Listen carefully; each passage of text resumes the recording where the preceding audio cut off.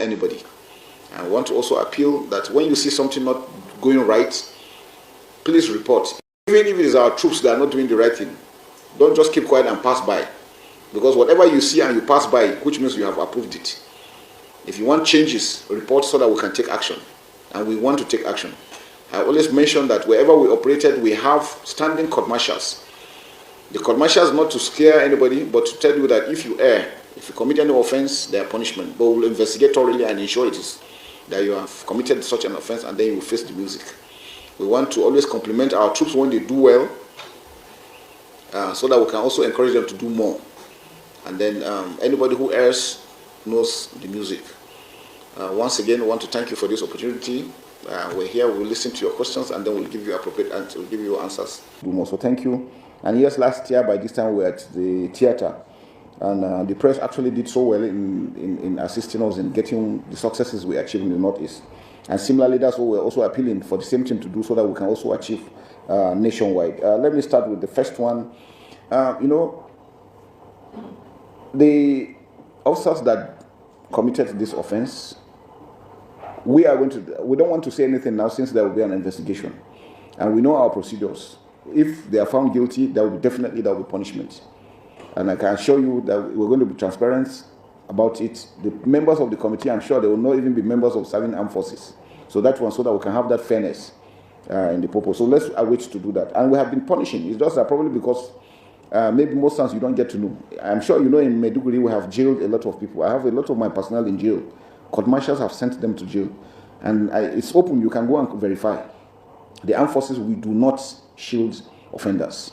You commit an offense, you go for it, and that's why you see we have that level of discipline, because anywhere they know that you commit an offense, we take action. You are going to be investigated thoroughly. If you are found guilty, you are going to be punished. You face the law. That will not hide.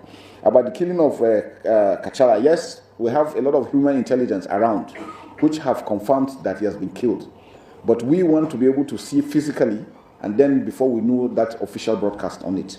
But I can tell you from human intelligence, which always give us feedback when we conduct operations, they've confirmed that he has been killed. But we don't want to go there. That's why officially we don't see we have brought it out. But as soon as we clarify that, we'll let that.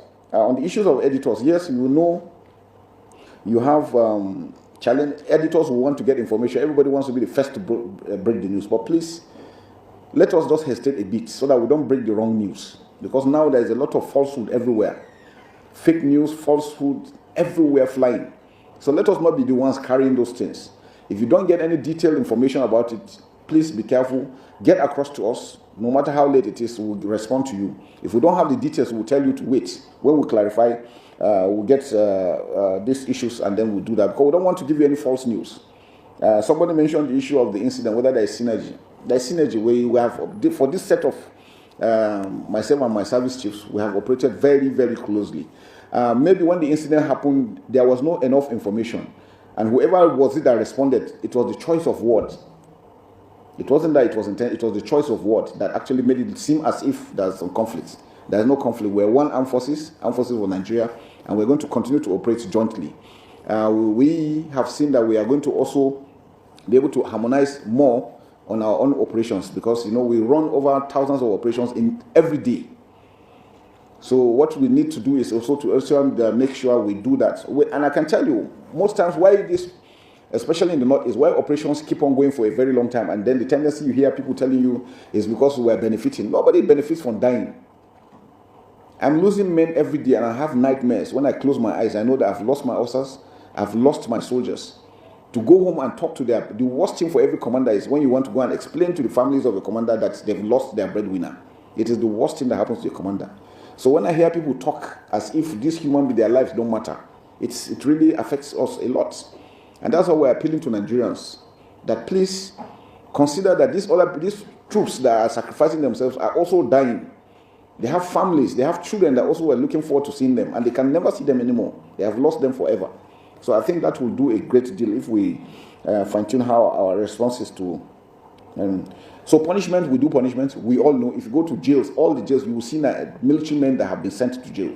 We do that. We don't hesitate to do those things. Issue of synergy, that one is do. All we need to do is to enhance it more. And like we said, we are dealing with machines, make mistakes. The weather sometimes affects our operations that we do not have control over. and then human error, because we are human beings. So we cannot rule all these things out, but it will never be a deliberate thing for a military man to stand up and aim at a group of people and kill them. Never, it will never happen. It has never happened. We'll never do that. So I think this was just one of such mistakes. On the issue of NNAMDI KANU, well, the courts always have the final say. We just obey what the courts say. So if the courts say this is that, we just implement. But we want to also appeal to people. There are people that have continued to sponsor these people by contributing money. And you can see that they are not only killing people outside, that they are also killing their own people. So you are giving funding somebody who is also killing you. And I think that would be foolishness. So all we appeal is people should stop supporting them, expose all those ones doing those things, especially people like Samuel Ipa. He's sitting down there in comfort. Some countries are encouraging him to do what he's doing to Nigeria. And we are here supporting him. So people must desist. We must call what is wrong, wrong. But I know that we're taking efforts to ensure that we secure the whole of Southeast, and we'll continue to do that. We regret the souls have been lost. If you see the way they have killed, these guys are not human beings. They are eating flesh. We have seen them doing cannibalization. We have seen them doing cultism and all these things. So it is nobody should ever support such kind of people. Because the more you support them, it's like growing a monster. He will come after you. It's just a matter of time. We have seen that happen over and over. So I want to appeal to everyone, never, for whatever reason, for whatever gains you think, support such people. Thank you. I think I've addressed the few questions that have been asked. So I'm assuring Nigerians that we'll continue to put in our best to ensure that there's peace in the Southeast and all other areas in Nigeria. Thank you very much, sir. More? All right. You can always get to them. The intelligence are there. The military police is there. Get all those numbers. Anytime you have any information, please ask. We'll verify for you. That's I can assure you. And any interaction with the communities, of course, we do that quite very well. Now, that particular area, that was that general area that there was an attack on NDA a few years ago. It was the same area that also threatened the Kaduna International Airport, that it was closed. So that area is a general area where terrorists move across freely. And like you mentioned, we have situations where they embed, because they too are aware that once they're embedded with civilians, we try not to strike. And so they use that. And like I mentioned, those are some of the areas why this war is prolonged. In those days during conventional warfare, you go to Cape bomb all the areas, clear everybody and start afresh. But nowadays, you can't do that. Look, asymmetric warfare, because they take that advantage.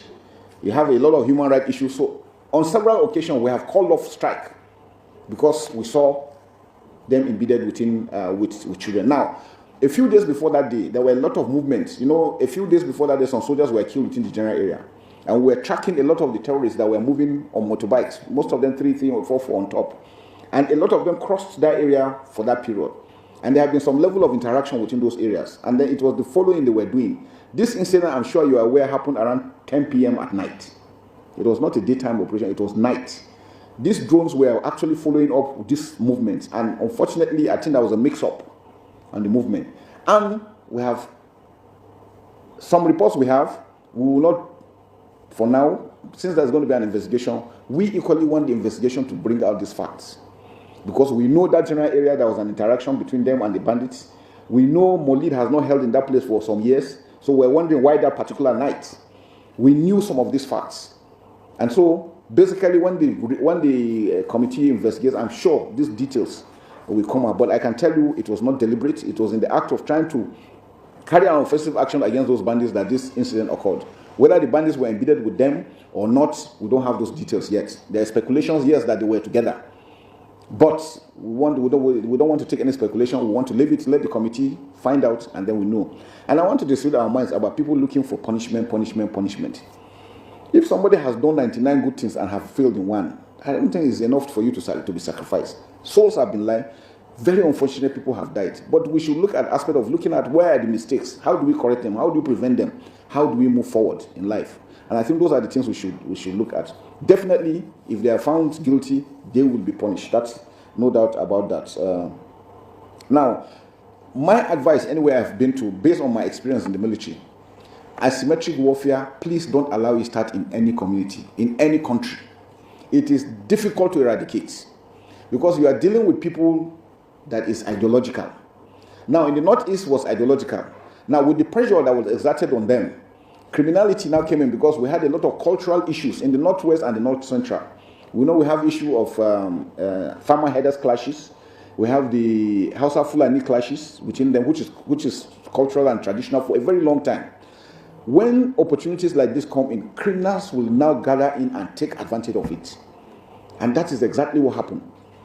With the pressure in the northeast, some of them filtered into the north because this farmers' headers clashes was ongoing, ethnic rivalry was going, a lot of things that should have been brought in together. And that's why we mentioned that the issue of good governance, we must not allow anything to fester for too long.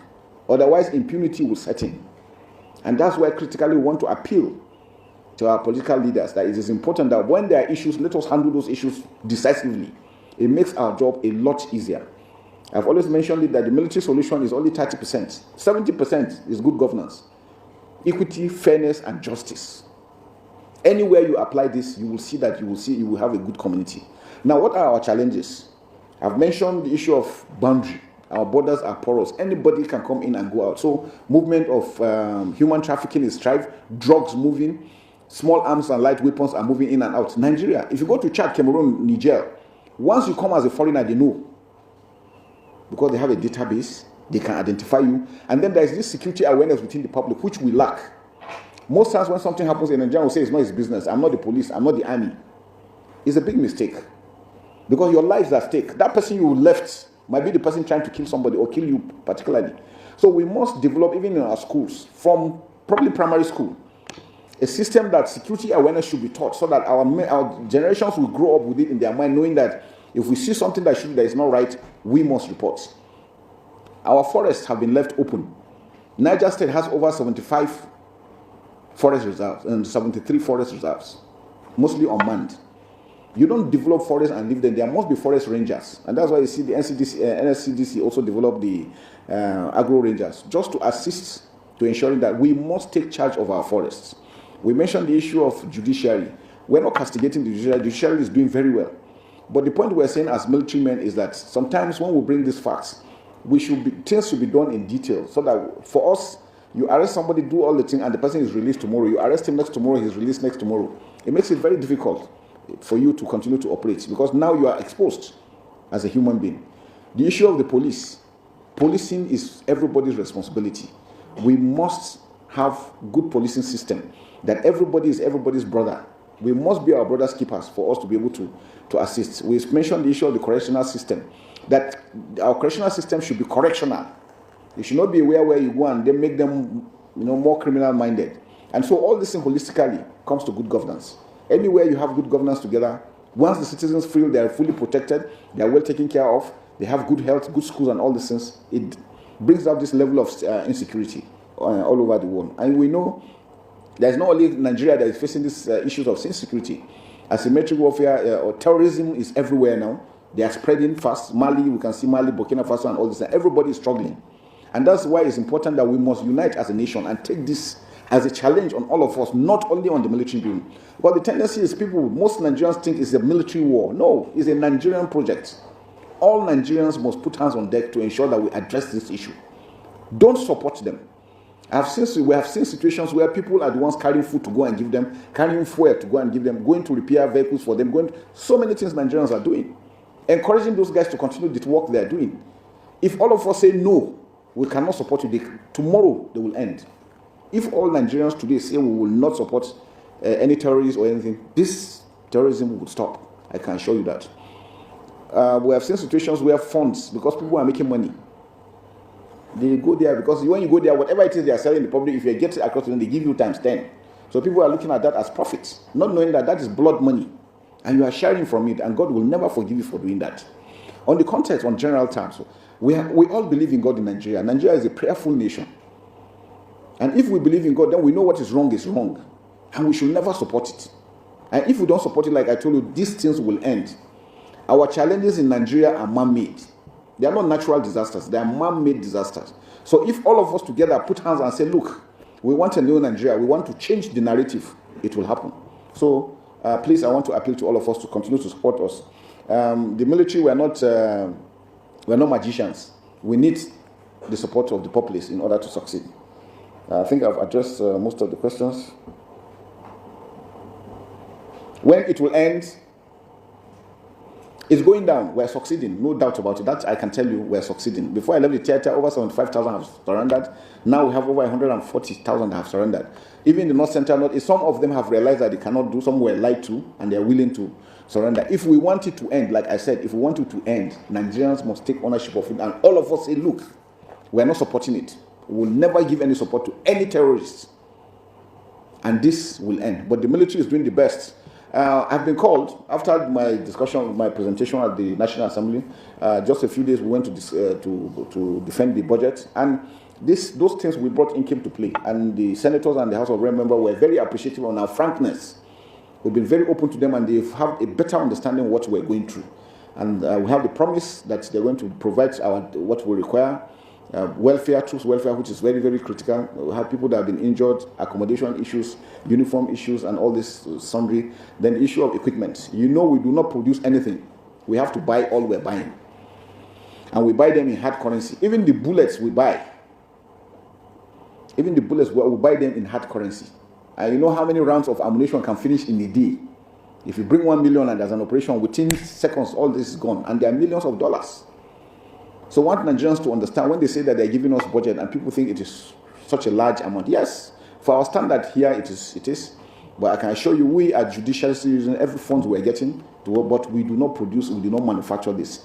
I've said it, America alone that produces the weapons they're using, their budget for next year is over $800 billion for their budget.